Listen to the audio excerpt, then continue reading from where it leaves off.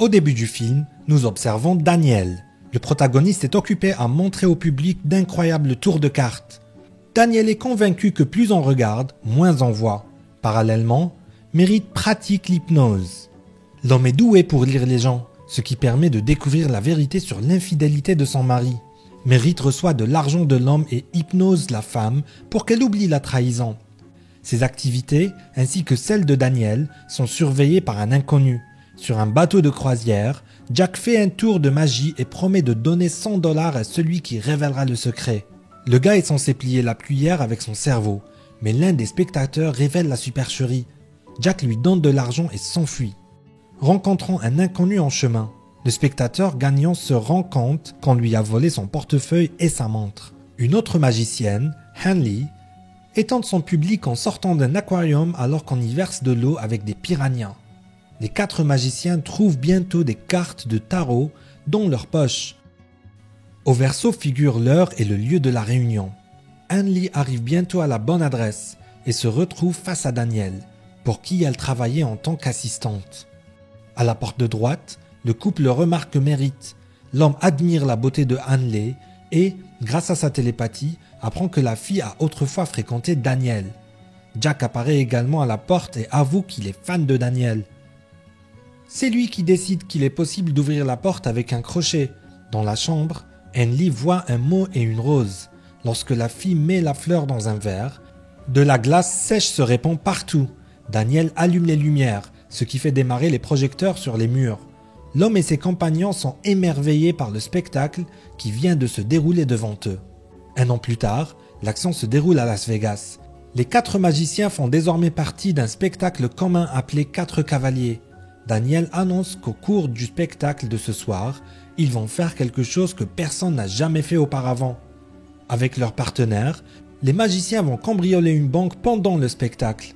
À l'aide de balles de ping-pong et de combinaisons aléatoires, Merritt choisit un partenaire nommé Étienne, qui est assis dans le secteur B. L'homme nomme la banque que les magiciens vont cambrioler. Avant que le spectacle ne commence, Hanley demande à l'homme qui les a rendus si populaires de se lever. Le sponsor du spectacle, Tressler, remercie tout le monde pour son attention et espère que les magiciens seront à la hauteur de ses attentes. Étienne monte sur scène. Daniel lui met un casque de téléportation spécial sur la tête et l'homme est également invité à choisir une carte et à la signer. Étienne entre alors dans une étrange structure qui s'effondre instantanément. Au même moment, l'homme sort d'une banque en France. Sa vidéo apparaît à l'écran. Étienne voit un tas d'argent devant lui et, comme Daniel lui a demandé, il appuie sur un bouton de son casque. Cela déclenche un conduit d'air, d'où s'envole l'argent. À la place, Étienne met un billet pour le spectacle et une carte dédicacée. Bientôt, les gardes pénètrent dans une chambre forte hautement surveillée. À leur grande surprise, au lieu de l'argent, il n'y a qu'une carte et un billet. Pendant ce temps, à Las Vegas, les spectateurs entendent un bruit étrange au plafond. Soudain, de vrais billets commencent à voler vers eux. Les 4 cavaliers tirent leur révérence et quittent la scène. L'agent Rhodes reçoit bientôt un message de son partenaire au sujet d'un vol de banque. Les agents du FBI s'introduisent dans l'appartement des magiciens. L'affaire est confiée à l'agent Rhodes, qui n'est pas très heureux de la tournure des événements. Alma, d'Interpol, doit également travailler avec lui. Rhodes va interroger le témoin.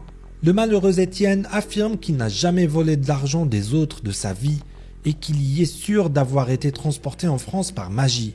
Alma qualifie le témoin d'inutile car il a été hypnotisé. La fille propose de mener des interrogatoires et d'accepter le fait qu'ils devront travailler ensemble. Daniel déséquilibre immédiatement Rhodes, ce qui amuse Alma.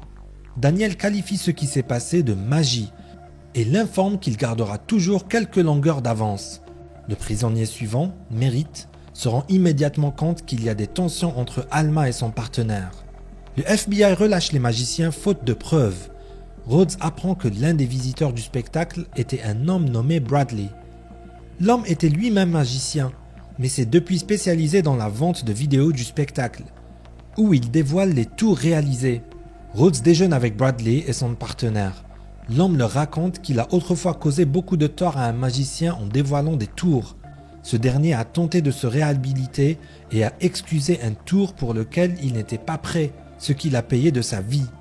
Bradley est persuadé que le prochain spectacle à la Nouvelle-Orléans et celui qui suivra montrera toute la puissance des cavaliers.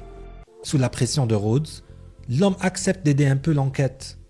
Bradley conduit les agents dans une pièce où il leur explique que la désorientation ainsi que la distraction sont l'un des fondements de la magie.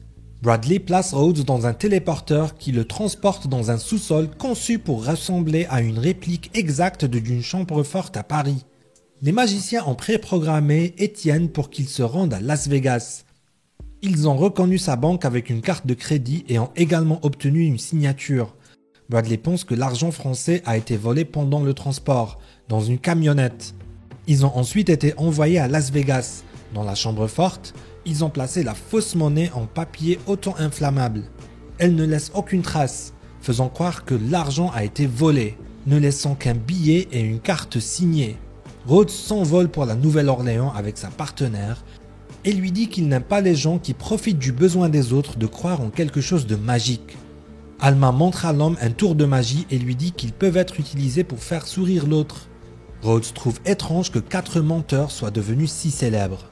Pendant ce temps, les magiciens s'envolent pour la Nouvelle-Orléans avec leurs sponsors. Merritt flirte avec Hanley, ce qui agace le protagoniste. Daniel décide de démontrer que lire dans les pensées ou télépathie est une activité élémentaire qui peut être enseignée.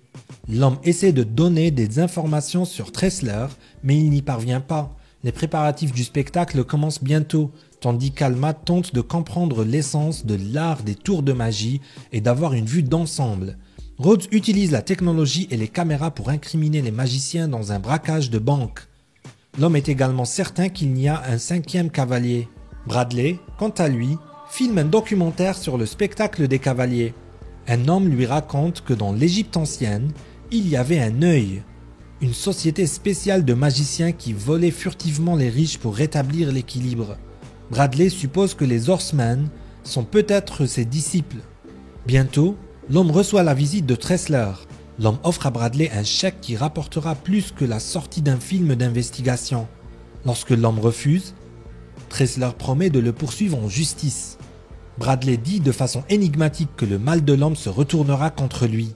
Le jour du show arrive. Les cavaliers commencent par des trucs tout à fait ordinaires et révèlent leurs secrets. Merritt se rend ensuite au centre et demande au public de sortir des enveloppes sur lesquelles ils ont inscrit leurs soldes avant le show. À l'aide de lampes torches, les gens chauffent le papier et s'aperçoivent que le montant a augmenté. Au même moment, l'argent sur le compte de Tressler, invité sur scène, commence à fondre rapidement. Les magiciens leur expliquent que tous les invités étaient assurés auprès de la compagnie de l'homme et qu'ils ont été gravement trompés. Cependant, les magiciens rétablissent la justice. Après avoir volé leur commanditaire, les magiciens s'échappent. Les agents du FBI les rattrapent à l'aide de dispositifs de repérage. Cependant, Rhodes perd les magiciens. Alma appréhende Daniel, mais au dernier moment, elle baisse son arme, ce qui lui permet de s'échapper. Suite à cet incident, Rhodes se dispute avec son partenaire. Pendant ce temps, Tressler discute avec Bradley. Il révèle que les magiciens ont utilisé leur sponsor pour dissimuler le véritable tour. Tressler promet de payer 10 millions de dollars si Bradley dénonce les hommes qui l'ont volé en ce moment même. Le lendemain, Alma parle à sa compagnie de l'œil d'Horus, la secte des illusionnistes. La jeune femme en est sûre. Tous ces shows et ces vols ne sont qu'une tentative de la part des cavaliers de rejoindre la secte. Rhodes remarque que quelque chose d'étrange commence à se produire sur son téléphone. L'homme constate qu'il est sur écoute. Rhodes parvient à localiser les magiciens à New York, dans l'appartement où ils se trouvaient il y a 1 an. L'homme organise un raid contre eux. Les 3 magiciens s'échappent par la porte arrière, sans savoir que Bradley les surveille. Rhodes et son partenaire entrent dans un appartement où James essaie de le piéger. Le gars sort de la maison en courant et s'empare de la voiture du FBI. Rhodes le poursuit, mais se rend compte qu'il n'y aura pas de temps de rattraper le gars. La situation est sauvée par Alma, qui a également volé la voiture. Avec elle, Rhodes tente de rattraper le criminel. Au cours de la poursuite, la voiture de James se renverse et prend feu. Rhodes ne parvient à sauver que le papier que le gars tenait dans ses mains. Bradley communique avec l'homme et lui dit que les magiciens l'ont distrait avec l'aide de son assistante Alma. Rhodes apprend que ses supérieurs l'ont dessaisi de l'affaire, estimant qu'il n'était pas assez compétent.